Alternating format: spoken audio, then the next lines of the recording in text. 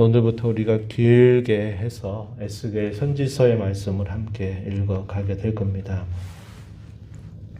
이 선지서가 갖는 특징은 어떤 특징을 가지고 있느냐?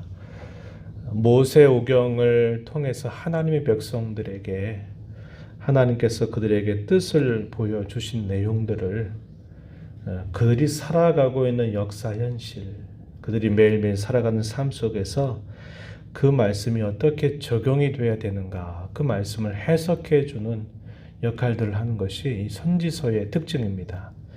그래서 이 선지서의 근간을 이루는 것이 모세를 통해서 주신 소위 5권의 책, 그것을 자신들이 살고 있는 현실 속에서 잘 해석하고 그것에서 하나님의 뜻이 무엇인가를 분별하도록 하는 역할이 있다고 하는 겁니다. 마치 그것은 오늘날 우리가 2000년이라고 하는 이 시대를 살아가면서 오래전에 우리에게 온전하게 하나님의 뜻으로 기록해 주신 이 성경을 가지고 우리가 매일매일의 삶을 어떻게 살아가고 우리가 살아가는 삶 속에 일어나는 일들을 어떻게 분별하면서 하나님의 뜻을 찾고 또 하나님을 섬겨갈 것인가를 우리가 끊임없이 분별하면서 가는 것과 매우 비슷하다 하는 겁니다. 이 에스겔 선지서는 그 분량 자체가 상당히 깁니다. 그래서 그 분량에 따라서 대선지서라고 분류를 해요. 그것은 선지자가 다른 선지자보다 크다라는 의미가 아니고 예언했던 내용이 많기 때문에 그렇게 부릅니다. 예를 들어서 이 예레미야 선지자를 통해서 기록했던 예레미야 서독을 하고 또 이사야 선지자를 통해서 기록한 그 선지서도 분량 자체가 많습니다. 그래서 분류할 때 편의상 대선지서다 이렇게 분류를 하고 있어요. 에스겔 선지자가 활동했던 때는 예레미야 선지자보다 조금 늦게 활동을 했었는데 그가 활동하게 된 때를 보면 오늘 우리가 읽은 1절부터 3절의 내용에 보면 그가 어디에서 선지자로 소명을 받아서 그가 하나님의 말씀을 전하게 되었는가 그것을 잘 알려줍니다.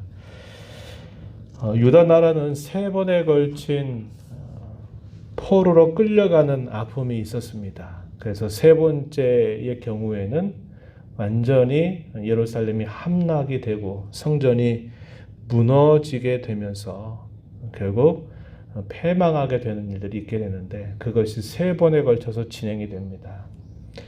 2번째 이때가 언제냐면 주전 597년 정도 이렇게 역사적으로는 2번째 포로로 끌려갔던 시기가 이때에 해당되는데요. 이때 오늘 우리가 읽은 말씀에 보면은 2절에 여호야긴 왕이 사로잡혀 가게 됩니다.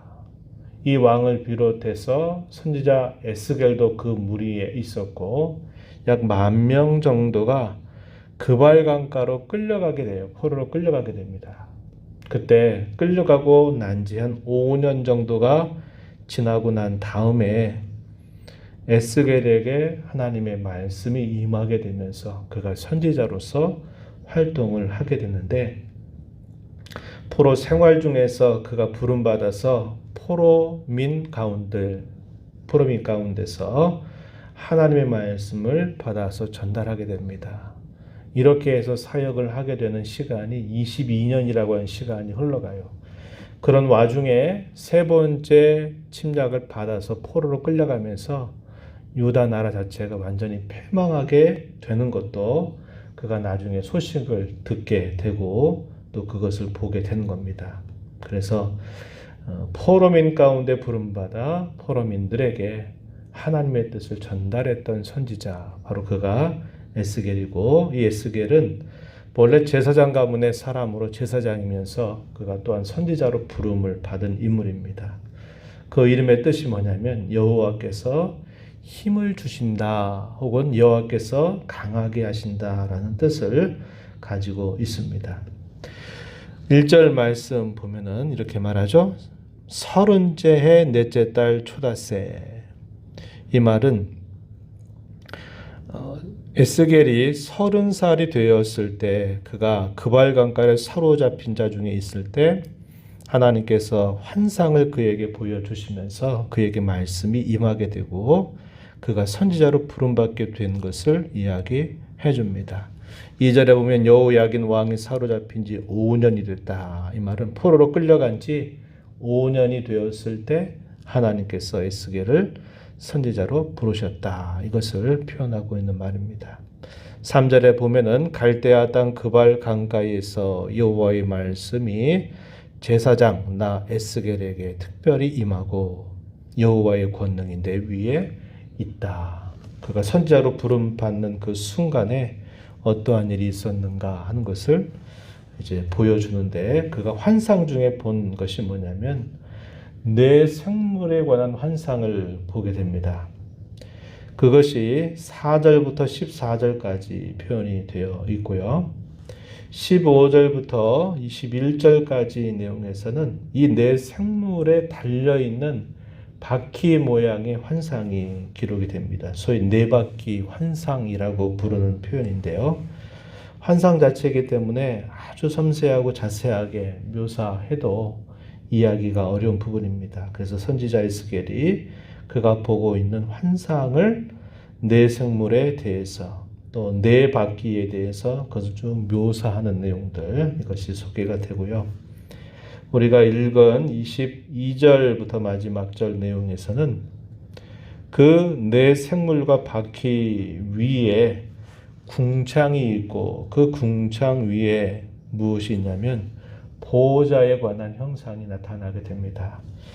그래서 우리가 요한계시록에 보게 되면 4장, 5장에 보게 되면 하늘의 보호자에 대한 환상이 사도 요한에게 이렇게 펼쳐지게 되는데, 그것이 에스겔에 나타나는 것과 매우 비슷한 형식을 취하고 있다 하는 것입니다.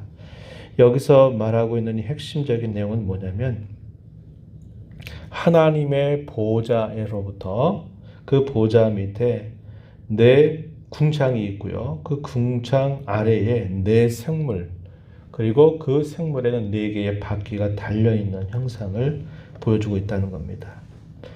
이것은 요한계시록에서 보여주는 그런 보호자 형상과 비슷한데, 그것이 뭐냐면 이 세상에 일어나고 있는 모든 역사, 모든 상황, 특별히 하나님의 백성들 가운데 일어나는 그 모든 일들이 이 하나님의 보호자로부터 이러한 일들이 모두가 다 이루어지게 된다라는 것을 보여주고 있는 것입니다. 포로로 끌려갔어요. 얼마나 비참한 현실입니까? 성전에서 노래를 했던, 성전에 봉사했던 사람들은 자신들의 악기를 그발 강가에다 걸어둡니다. 대적자들은 그들 향해서 조롱하죠. 그 노래를 좀 불러봐라. 너희가 시온에서 불렀던 노래를 좀 한번 연주해봐라. 이렇게 말할 때 그들의 탄식과 슬픔은 더욱더 커져가게 된 겁니다. 얼마나 힘겨운 시간들을 보냈고 얼마나 처량한 신세를 보내게 되었을까요? 그런데 한 5년 정도가 지나고 난 다음에 하나님께서 하늘의 보호자의 형상을 보여주고 또 그 아래의 궁창에 관한 환상, 또 그 아래에서 네 생물과 네 바퀴가 달려있는 그 환상을 보여주면서 하나님께서 그들에게 말씀하기 시작하신다 하는 것입니다. 그래서 선지자 에스겔은 그 받은 말씀들을 당시에 그 포로민들에게 전달하면서 낙심과 절망 가운데 있는 그들에게 하나님이 무엇을 그들에게 약속하고 계시는지, 무엇을 그들에게 원하고 계시는지를 전달하기 시작하는 것입니다. 그래서 에스겔서의 초반의 내용은 어떤 내용을 이루게 되냐면 여호와 하나님께서 그들 곁에 떠나심으로써 그들이 그런 비참한 일들을 겪게 되었다라는 것을 그들에게 보여줍니다. 아직 예루살렘은 패망한 상태가 아니었어요. 여전히 남아있는 상태였습니다. 이스라엘 백성들의 범죄로 인해서 여호와의 영광이 예루살렘을 떠나가게 되면서 장차 이 예루살렘의 멸망이 다가오고 있다라는 것을 한편으로는 보여줍니다. 그러나 결과적으로는 거기에 멈추지 않고 여호와 하나님께서 때가 되면 다시 그 백성들 가운데 돌아오셔서 마침내 하나님께서 약속하신 일들을 그들에게 이루어 줄 것이다. 이스라엘 백성들의 회복에 관한 예언을 전달하는 내용이 이 선지서의 후반에 있게 된다고 하는 겁니다. 그런 상황들을 생각하면서 우리가 볼 수 있다는 것이죠. 그래서 4절 이하로부터는 내 생물에 관한 환상, 이것이 표현이 쭉 되고, 또 그 내 생물에 달려있는 바퀴들, 이것을 또 보여주고, 궁창에 관한 형상, 그리고 하나님의 보호자에 관한 형상, 이렇게 해서 그에게 쭉 보여주고 있다고 하는 겁니다. 그 내용 가운데서 우리가 특별히 관심을 갖게 되는 부분은 다 이것을 이야기하기는 좀 어렵고요. 28절 가서 보면은 이렇게 표현합니다.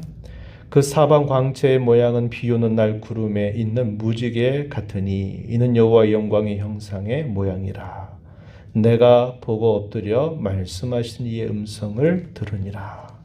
하나님께서 환상을 에스겔에게 보여주면서 이제 그에게 말씀하시는데, 그 사방 광채의 모양이 마치 비 오는 날 구름에 있는 무지개 같다, 이렇게 표현하는데, 이것이 무엇을 우리에게 떠올려 주냐면, 옛적에 백성들의 모든 죄에 대하여 하나님이 심판하시겠다라고 말씀하시면서 노아에게 방주를 지으라고 하는 명령을 내리신 바 있죠. 그리고 하나님께서 물로 모든 생명이 있는 것을 결국 다 심판하시는 역사가 있었습니다.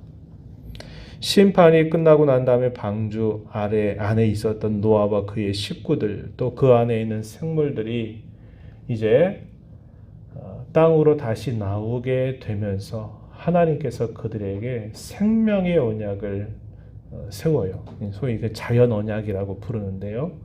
내가 다시는 물로 이 세상을 심판하지 않겠다라고 말씀하시는 내용입니다. 그리고 살아남은 노아의 가족들과 또 그 노아 방주 안에 있었던 생명들로 인해서 또다시 번영하고 번성하고 그들로 하여금 복을 주시겠다 약속하는 내용을 전달하죠. 그러면서 하나님이 그들에게 그 약속의 증표로 보여주신 것이 무엇이었나요? 소위 비 오는 날 우리가 뒤에 볼 수 있는 무지개라고 하는 것을 하나님이 보여주시면서, 이 무지개를 내가 그 약속의 증표로서 너희에게 주겠다. 내가 다시는 물로 심판하는 일은 없을 것이다 라고 하나님께서 노아에게 말씀을 하셨어요. 하나님의 보호자에서 나타나는 모습 중에 그 비 오는 날 구름에 있는 무지개 같다, 이 말은 하나님께서 선지자 에스겔에게 그리고 포로로 끌려가 있는 자기 백성들에게 주시는 그 메시지의 결과가 무엇이냐, 그들에게 하나님께서 생명의 언약을 그들로 하여금 회복을 하시는 것을 그들에게 보여주시는 메시지를 주실 것을 보여주고 있다고 하는 것입니다.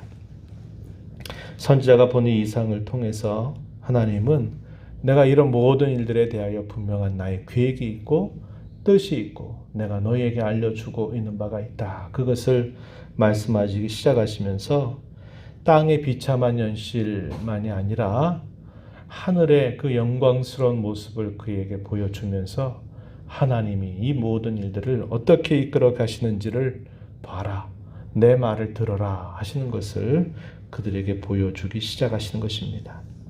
이러한 말씀을 이제 이 선지자 에스겔은 들으면서 그 말씀을 하나님의 백성들에게 그대로 전달하기 시작한다 하는 것입니다. 그러면서 그들에게 한편으로는 그들의 죄에 대하여 하나님이 얼마나 하나님이 싫어하시고 미워하시는가, 또 한편으로는 그 죄를 뛰어넘어서 하나님께서 그 백성들에게 베푸시는 그 은총과 그 영광이 얼마나 큰가 하는 것을 이제 보여주기 시작하신다 하는 겁니다.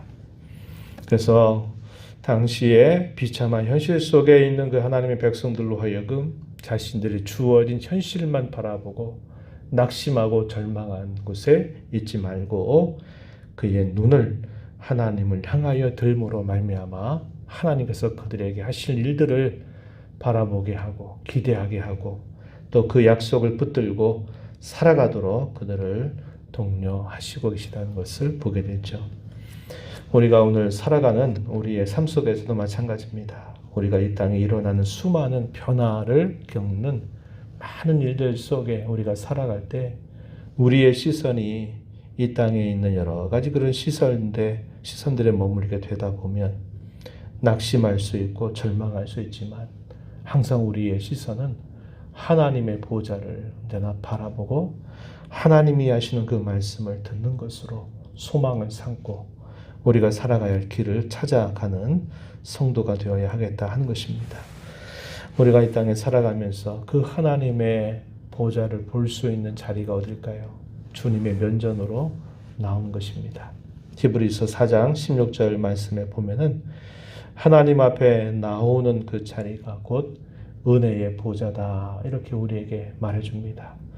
때를 따라 돕는 은혜를 받기 위하여 은혜의 보좌 앞에 예수 그리스도의 공로를 힘입어서 나와서 간구할 수 있게 하시는 자리, 바로 이러한 자리라는 것을 기억하면서 하나님의 보좌 앞에 날 나와서 우리의 어려움과 또 우리의 부족함과 우리에게 필요한 하나님의 은혜를 늘 구하면서 이 어려움의 때를 잘 이겨나가는 저와 여러분이 되기를 바랍니다. 하나님 아버지, 이 새벽 시간에도 저희들을 깨워주셔서 오늘도 하나님 은혜의 보좌 앞으로 저희들을 불러주셔서 감사합니다. 절망과 낙심과 비참한 현실 속에서 소망 없이 하루하루를 살아가고 있었던 포로가 된 하나님의 백성들에게 하나님께서 선지자 에스겔을 불러 세워서 그로 하여금 그 땅의 비참한 현실 거기에 머물지 말고 그의 시선을 하늘의 보호자를 향하고 그 하나님의 뜻을 준행하는 또 내 생물과 바퀴의 형상을 보여주면서 하나님이 무엇을 그 백성들에게 행하실지를 듣게 하십니다. 하나님 아버지, 우리가 살아가는 이 모든 현실 속에서도 늘 주어지는 현실, 변화무쌍한 이런 현실들에 늘 눈과 마음이 멀지 않게 하시고 하나님의 보좌를 바라보고 하나님의 면전을 향하는 저희의 심령이 되어서 늘 하나님 앞에 은혜를 구하며 그 은혜를 힘입어서 살아가는 저희 삶이 되도록 도와주시기를 원하고 바랍니다. 하나님의 뜻과 상관없이 일어나는 일들은 아무것도 없는 줄 저희가 믿고 고백합니다. 하나님의 손길 안에 있음을 기억하고 은혜의 보호자 앞에 늘 나와서 하나님의 은혜를 구하는 일에 저희들이 늘 성실한 마음으로 주 앞에 서도록 붙드시고 인도해 주시기를 바랍니다.